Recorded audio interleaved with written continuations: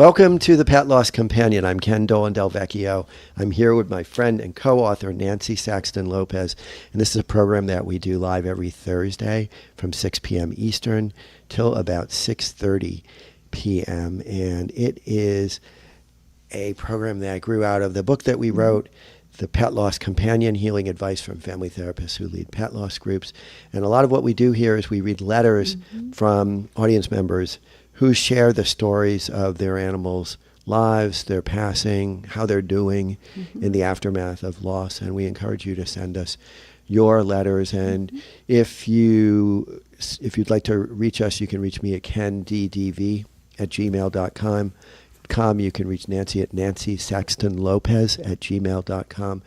And the information that I'm sharing in this opening is in the description that accompanies the program, whether you're viewing a replay or listening to one of the audio broadcasts. And so there's a lot of ways that you can support the work that we're doing. There is also the opportunity to read the correspondence that we get and to see the pictures that people send us. You can subscribe to our Substack. There's a little fee that goes along with that. That helps to support our work.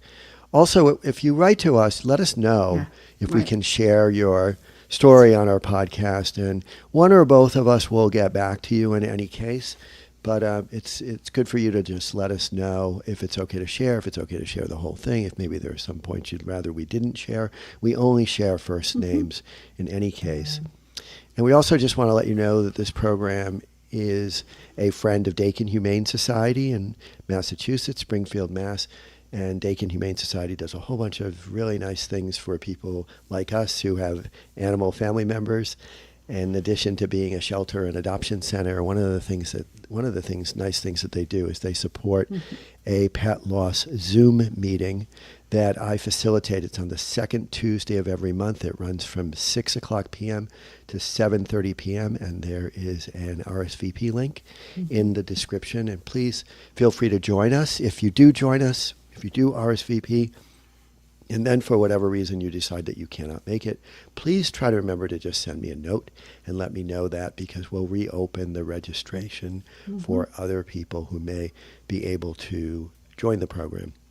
And please also, if you haven't already, subscribe to the program. Press the subscribe button on YouTube. Maybe leave a comment, leave a thumbs up. Any way that you interact with the program helps get it to more viewers and listeners who would benefit from the support that the program offers. And finally, we'd like you to know that we have an affiliate relationship with a company called Bereave that makes these finely crafted granite memorial plaques, the kind of thing that you would put on a gravesite or a memorial garden or in your home in a place where you keep mementos of your beloved animal companion. If you buy one of these plaques through the link in our description, then we will get a little bit of a gift back from Bereave as well. So if you think that this may be something that you'd like to have, please purchase it through the link in our program description. And Nancy, you want to get us started for today? Yeah, I want to reiterate, though, the people, sharing their stories, because it's very cathartic to write, your life with this beautiful companion that you've had and lost. And it's also cathartic. We've had a lot of people that we're doing this with that have said it's even more, cathartic to hear it. Us to share it. Yep. And so consider doing that, because I think it's really helpful through your grief process. So we have two stories tonight, and they're very interesting stories. Kerry with Kitty, I'm going to share. It's a short email, but it has a lot in it that we're going to talk about. It's a new question that we've heard in group meetings, but we haven't received in a letter. And so I'm really happy that Kerry has asked the question. Right. And then we have Sally with Maple. Maple, what a nice, cool name.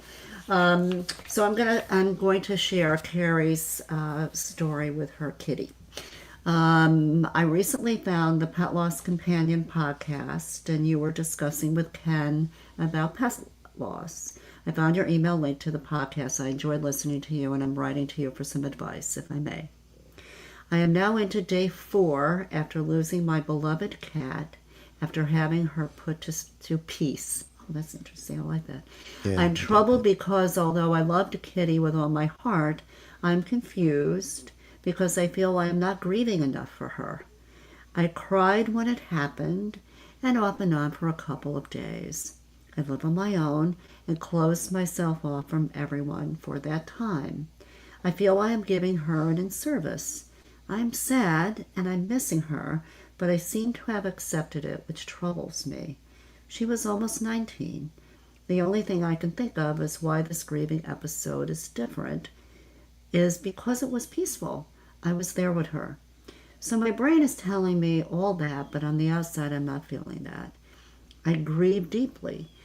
When I lost my dog at nearly 13 years of age, I was devastated and took it very hard, so hard that I still have not got another dog. Then 9 months ago, my bunny died. Well, he was my daughter's, but I had him for the last 3 years of his life. It was not a nice death, and I also don't know what happened, but I seem to have taken that harder than what I am doing now for my poor kitty. I really hope you may be able to help me. Now, she wrote back, by the way, and I think it was, the dog was in 2017, and he was 13. He was 13 years old. Yeah, right. Okay. So we want to talk about this, and I had written back to her, and I said, look, we have different relationships with each one of our companion animals, right? And there are some times we've talked a lot on the podcast about a heart dog or a heart cat, right? Those that have just made a little more of an impact in our life. And I think it also depends on what's going on in the person's life. If you are very intimately involved, like I was with Ellie, for 11 years and 2 months, the pain of losing her was I think greater, and it took me longer to go through, and I still am grieving Ellie, by the way, than it was maybe some of the other beautiful animals I had, but I loved them all, right? We have to really emphasize that. You can love them, but the relationship, I think if an animal has gone through a lot of life with you, or it's been moves or illness or divorce or whatever that is, there's going to be a little more of that connection, which means that it might be a little more grief, right? Yeah, and I feel like it's so important not to compare the experience of grieving for one loss to others. There are so many variables connected to it, as you say. And actually, the way that she grieved Kitty it's very similar to my typical grief style, where I'm very, very distraught for a brief period of time, and then I kind of seal over, and then it comes about here and there.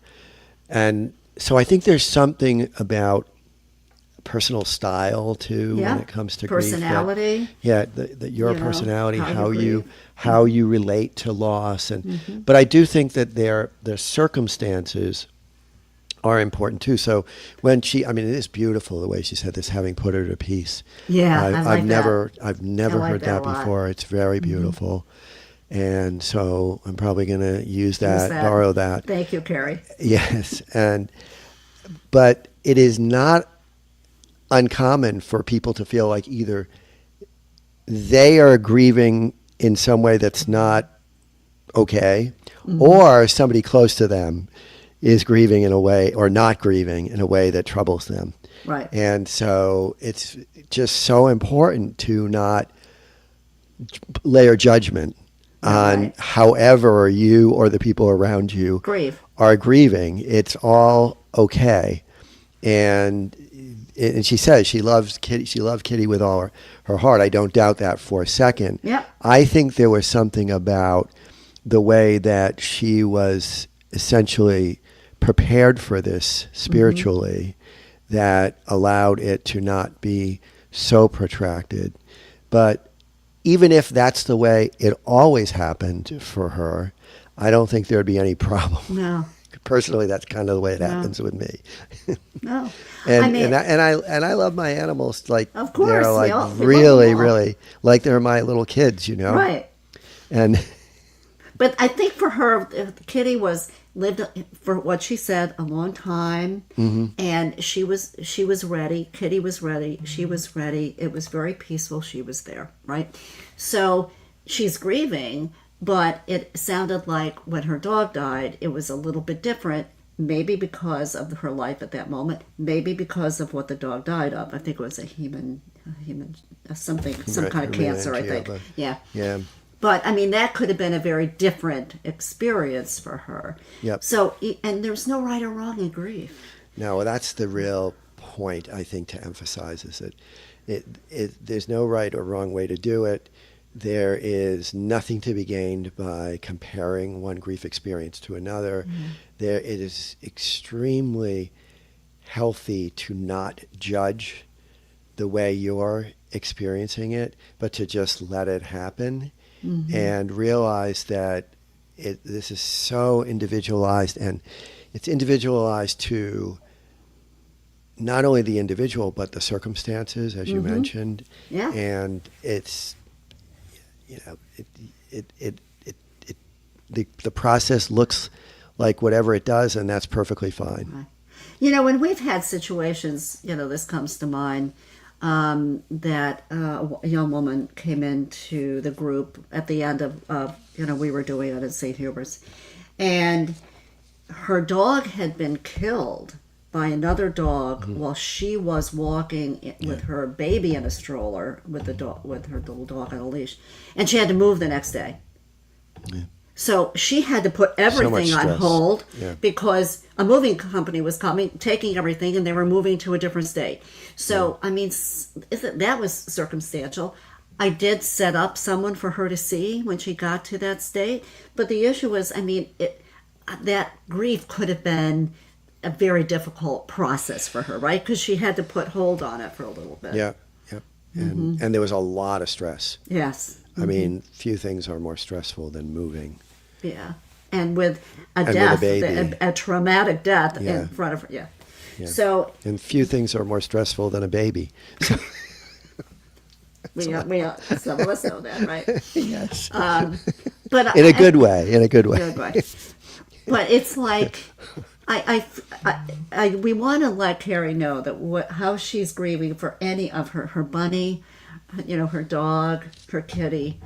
It's fine. It's all fine.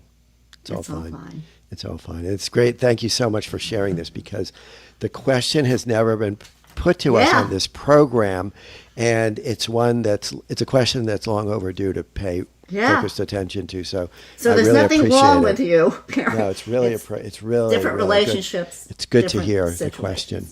So before we go on, I just want to mention, and I forgot to mention in the beginning, that the Pet Loss Companion is soon going to be released as an audio book. It'll be available on Apple Books, Spotify, and other platforms. So we'll keep you posted on when that's going to happen. And now I'm going to share a letter from Sally. Thank you. Maple. What Maple. a sweet And I'm going to show babe. Maple. She's Here's sweetie. Maple. Oh, look Cute, at Maple. very cute dog. Hi, Ken and Nancy. I'm writing in the days after losing my sweet Aussie cattle dog mixed with American Staffy, Maple. She was just 1 month short of her second birthday. I've really appreciated your content and want to share Maple's story with your listeners, hoping it can provide the comfort to someone else that I've taken from other stories. My partner and I adopted Maple when she was 12 weeks old. She was a rescue from her mother being pregnant in foster care. She only knew love throughout her life. About a month ago, I came home from work on a Friday evening, and Maple was on the couch with my partner. She barely looked up at me. Even as I went to greet her, this was when everything changed. The night before, I was greeted with her usual parade of wiggling her butt up and down the hallway in excitement. We cautiously booked a vet appointment the next day, and during the assessment, all they could find was some mild tenderness along her spine. They gave her some painkillers, and together we figured it was just an injury from her preferred wrestle-style play with other dogs. Maple lost her appetite further over the weekend, and so we went back to the vet on Monday when they could give her a blood test. The results came back the next day, and because of the results, they encouraged us to attend the specialist emergency department so she could receive quicker treatment. A number of hypotheses were explored, with the prevailing one being meningitis. Although the vet team wanted to run further tests to ensure this was the right path, we went home, although a few days later she ended up needing to stay overnight in the hospital because she was not eating and her temperature was elevated. They advised of intention to complete a spinal tap to confirm meningitis, but then I got a call during the day. They had completed initial scans prior and found a mass in her chest. This was it. This was the problem, worse than we could have imagined. My partner and I went to collect Maple and were shown the scan. I had to sit down when I saw it. It looked like it was taking up half her chest. How could this happen to our pup? Cancer and other masses had been mentioned in passing, but by multiple vets in the preceding days, but it was in context of a distant possibility given her young age. After another week or so of waiting for more tests, we were told the surgical team believed the lung sarcoma could be removed, and so we were, of course, supportive of this. It provided a real surge of hope because there was finally a more resolute treatment plan rather than more testing. In the meantime, Maple was taking steroids and painkillers and was close to her usual self. We played together at the park every day, as we always did. Amidst the stress and waves of waiting for news, I am grateful we got to have these days of normality with her.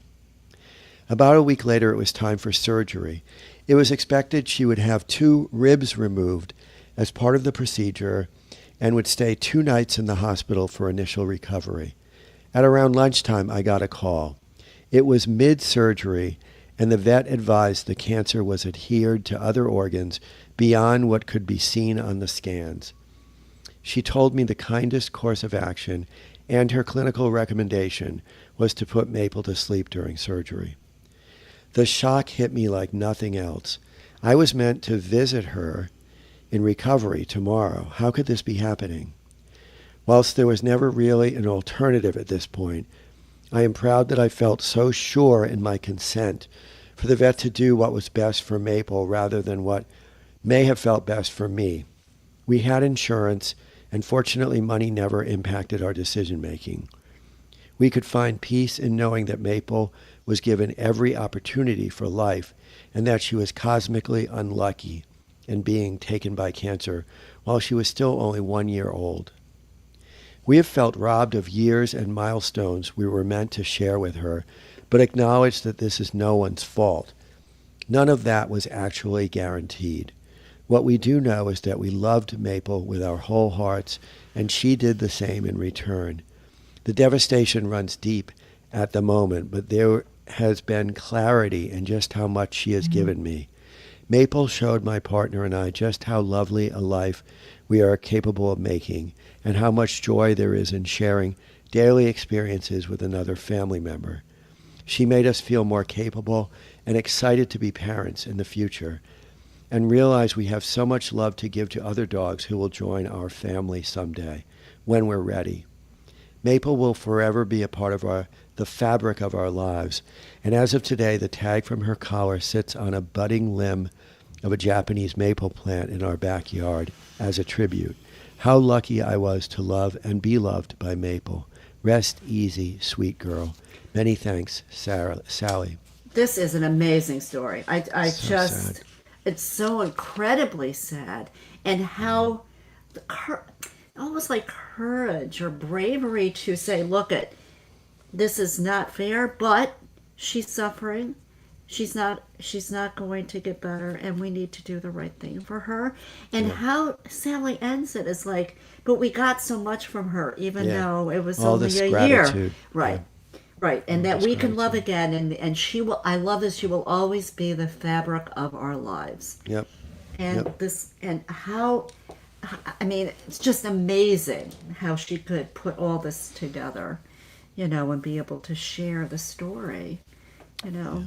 Maple is such a beautiful little dog. And boy, Yeah. what a turn of fate. You, as she said, you never know, and that's why it's Yeah, just you so never know. important to be as present with them as you can Yeah. be every day. I mean, it's hard when you're working and there's a lot going on in the family, but we don't ever know how much time we've got Yeah. with anybody, actually. No. But it's like this, I mean, when humans lose their children too, right? Because these, for us animal people, our companions are our kids, right?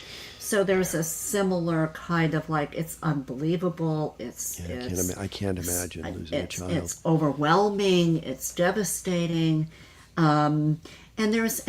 you could get angry. There's devastation, and like we're never going to be able to see, or be or share and experience a lot with our companion, because they died so young. Well, in our meeting in our support meeting this last couple of weeks, there was a question about why I'm so angry. And Yeah. I asked the people in the meeting, how many of you have experienced anger when you're grieving? And all of our hands, Everybody, yeah. 20 It's- people, it's all their normal. hands go up. and it's just, it can be part of it. And certainly this would be cause for being angry at fate, Yeah. for sure. But I love the ritual also of putting her tag on Yeah, and a the limb. Japanese maple. I mean, that's really very creative. And Yeah. it's the kind of thing that they'll be able to look at and recall her. It's going to be her tree. Yeah. Yeah. It's such a powerful story, and it says so much about Sally that she's able to see what there is to be grateful for Right. in this That's right. loss. Because a Even in lot, the I mean, face. there are a lot of people when that happens, and unfortunately, there are some of our companions who die young, and Yep. a lot of them do have, either it could be an accident, right, or a lot of them do have an aggressive cancer, Yep. and of course that's not fair, right? I mean, because that wasn't the expectation, right? When you Right. get a companion, yes, I mean, I've read in social media, we know that their lives aren't going to be as long as ours, but if you love them and be with them and be in the moment with them and every day, that's the enriching part of that. Sure. And we expect a dog is going to live a reasonable A lifespan. more than 1 year, right? Yeah, more than reasonable a year, lifespan. And wow. And- So we do have a comment from Kara who says, "My heart goes out to Yeah, them." So I know. we feel the same way, Kara. These stories you. are powerful, and so we want to thank Sally and Kerry for their stories. And Yeah, they were very hard. Had a lot to them, and not being very long. I mean, in the context of, and it's fine. We like the long ones too, right? The stories, but I mean, but there was a lot of impact. Yeah, in yeah. these two from what they were going through. and we thank them for sharing. Absolutely. I like that she ends. She made us feel more capable and excited to be parents in the future and realize we have so much love to give to other dogs. And so, but Maple will ever be part of the fabric of. I love that. I just Yeah. love that. Yeah. I love that. Like There's peace. such wisdom in both of Yeah, these. yeah. So thank you both. Yeah. And always good being with you, Nancy. And Of course. we'll be back at it next week. Take care, everyone. Take care. And if you can leave a comment or a thumbs Yeah. up, Or a heart. subscribe if you haven't. Yeah, a heart. That would be great because it allows it makes it more likely that people who are looking for the program will find it as well. People are looking for pet loss support, I should say, will find it in this Yeah. program. Thank you. Thanks. For everyone.